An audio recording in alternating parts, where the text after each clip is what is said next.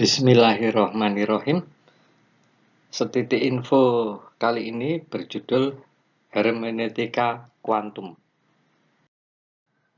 Hermeneutika kuantum atau quantum hermeneutics adalah pendekatan interpretatif atau penafsiran yang secara konseptual itu menggabungkan prinsip-prinsip fisika kuantum dengan teori penafsiran teks, terutama penafsiran teks suci.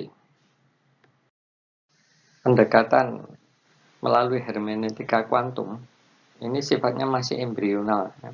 Jadi belum mapan ya sebagai aliran atau teori besar gitu. Tetapi ini mulai dieksplorasi ya, dalam lintasan filsafat, teologi, dan ilmu kognitif ya, kontemporer. Gitu. Konsep ini mencoba menjawab keterbatasan hermeneutika klasik ya, atau hermeneutika umum atau hermeneutika barat yang terlalu menekankan pada determinasi makna atau subjektivitas ya, penafsir. Hermeneutika klasik atau tradisional itu sering berpijak ya pada logika klasik ya, biner, ya, linear, deterministik ya, dan seterusnya. Sementara fisika kuantum ya, itu menawarkan dunia yang penuh ketidakpastian, ya, koeksistensi ya, dan non lokalitas gitu. Fitur-fitur itu dianggap lebih dekat dengan dinamika makna ya dalam teks-teks spiritual dan multilevel. Ya. Kelindahan dari keduanya itu menghasilkan hermeneutika kuantum. Prinsip utama hermeneutika kuantum. Yang pertama adalah ketidakpastian makna ya. Bagaimana ya posisi partikel dalam fisika kuantum ya. Makna tidak bisa ditentukan secara pasti atau final gitu. Ya. Dengan demikian upaya penafsiran itu senantiasa bersifat terbuka dan bergantung pada posisi dan kondisi penafsir. Ini mengacu pada ketidakpastian Heisenberg ya, dalam fisika kuantum. Prinsip kedua hermeneutika kuantum adalah koeksistensi makna ya. Ya, sebuah teks itu dapat memuat berbagai makna secara simultan ya. Ini mirip dengan kondisi kuantum yang dapat berada dalam posisi ya, yang disebut dengan superposisi ya. Tafsir literal, alegoris ya, spiritual dan ilmiah bisa hadir bersamaan ya, sebelum diukur dalam tanda petik dalam pengertian ditafsirkan secara spesifik. Prinsip ketiga adalah keterlibatan penafsir. Ya. Penafsir itu bukanlah sebagai pihak yang netral. Ya. Seperti dalam eksperimen kuantum, ya, kehadiran dan metode dari sang pengamat ya, itu mempengaruhi hasil yang muncul. Keempat dari hermeneutika kuantum adalah kompleksitas dan keterpisahan. Ya. Diketahui bahwa makna itu tidak selalu berasal dari bagian-bagian terdekat dalam sebuah teks itu, melainkan ia bisa terhubung dengan makna-makna dari ayat atau wacana yang jauh itu, artinya yang spasial dan temporal. Prinsip kelima atau terakhir adalah komplementaritas tafsir. Nah, berbagai pendekatan tafsir yang sepertinya itu kontradiktif ya, dalam arti tekstual versus spiritual, ilmiah versus mistik, itu bisa saling melengkapi ya, sebenarnya. Ini mirip dengan kondisi cahaya ya, dalam fisika kuantum, itu bisa bersifat partikel dan gelombang sekaligus. Terdapat 5 dimensi hermeneutika kuantum. Yang pertama adalah dimensi tekstual, ya, medan informasi simbolik. Teks suci sebagaimana himpunan struktur linguistik yang membawa potensi makna. Namun, dalam paradigma kuantum, makna dalam teks itu tidak statis gitu, ya. Sifatnya tidak statis. Ya. melainkan eksis sebagai probabilitas. Ya. Kemudian kedua, dimensi kognitif penafsir, ya, juga kesadaran pengamat. Ya. Struktur mental, ya, latar belakang pendidikan, ya, budaya, ya, pandangan dunia gitu dari sang penafsir itu berperan sebagai semacam alat pengukur gitu, ya, yang menentukan bentuk manifestasi makna yang muncul dari teks. Ketiga adalah dimensi transendental, ya, resonansi ruhani, kesiapan spiritual, ya, seperti takziah al-nafs, ya, dan makom ruhani dari penafsir atau mufasir itu memungkinkan terbentuknya resonansi dengan lapisan batin teks. Ini dikenal sebagai entanglement spiritual, ya, antara teks dan batin penafsir. Dimensi keempat dari hermeneutika kuantum adalah dimensi kontekstual, ya, ruang, ya, ruang waktu realitas.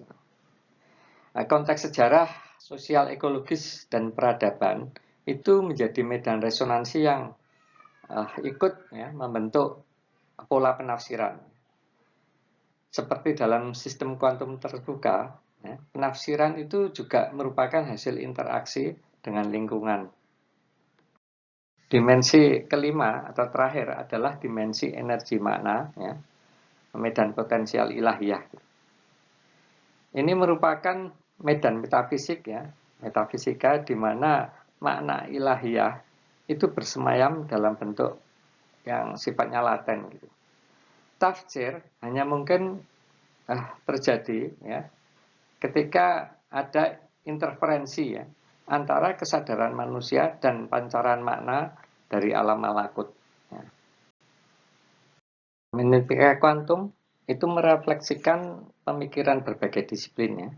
Di antaranya adalah filsafat timur dan mitisisme Islam, ya, seperti latifah robbaniyah atau kelembutan dalam berketuhanan, kemudian ada alam malakut, ma'rifah yang sifatnya non-linier, kemudian fisika kuantum, ya, ini secara metaforis, ya, dari ketidakpastian Heisenberg, ada Bohr, ya, hingga Wheeler, ya, teori partisipatoris.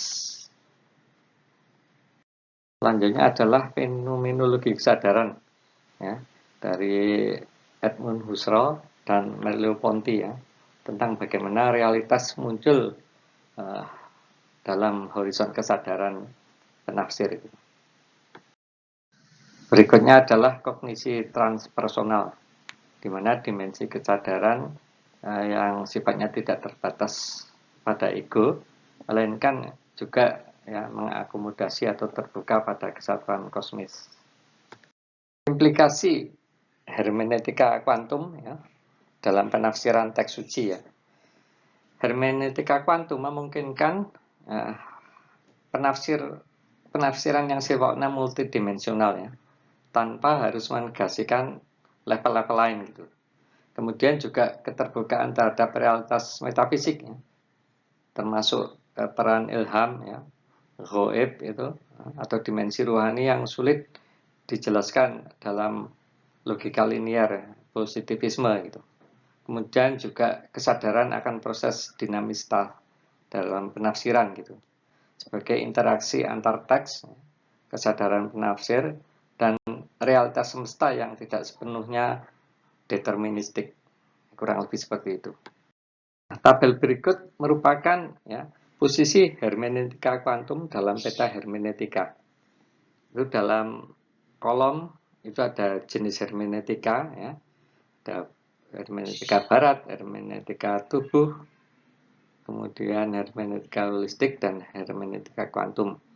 Kemudian kolom kedua, ya, fokus utama, ya. Kemudian kolom ketiga adalah sumber makna. Nah, khusus untuk hermeneutika kuantum, ini fokus utamanya adalah fluktuasi makna, ya. Ada entanglement kesadaran gitu. Nah, sumber maknanya, ya, inferensi energi makna. Ya, untuk hermeneutika barat hermeneutika tubuh dan hermeneutika holistik itu bisa pemirsa lihat sendiri dalam tabel ini. Dan dalam kolom atau tabel di sini terlihat bahwa terdapat 4 penafsir, yaitu penafsir A, penafsir B, C, dan D gitu. Nah, di kolom horizontal itu ada variabel latar rohani, ya, kemudian fokus kognitif dan resonansi makna.